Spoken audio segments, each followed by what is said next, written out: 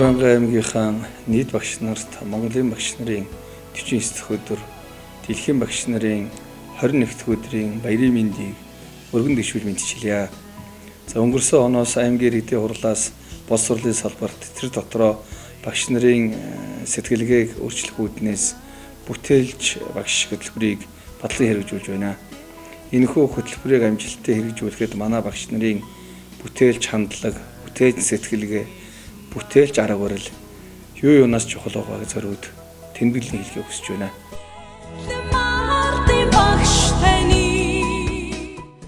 Манай сургууль улс сурлын байгууллагын хамт олон 2015 оны эзэдийн хэрэгжилтийн дүнгээрээ улс даан тэргуулах хэмжээлтэд оролцож 2 дугаар байранд орсон. Өсвөр үе хүүхэд багчууд маань үндэсний улан олон улсын төвлөлийн уралдаан тэмцээнд урлаг, спорт, авиасараа өрсөлдөж амжилттай оролцож төрийн талбайг мандуулж байгаа аймгийн багш сургууль хүмүүжүүлэгчид та бүхэн маань хичээл зүтгэл ууггүй ажилласны үр дүн гэж хэлхийг хүсэж байна.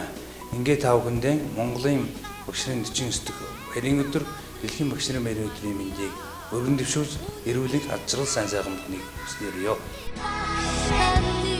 Өвөрхангай аймгийн боловсролын байгууллагын удирдах ажилтан багш сургууль хүмүүжүүлэгчтэй боловсролын шинжилгээг амжилттай хэрэгжүүлж хүүхэд нэгвэрийг хөгжүүлэх, чадваржуулах ажилдаа өөрийн бүтээлч үйл ажиллагааг чиглүүлэн ажиллахыг хүсэж байна.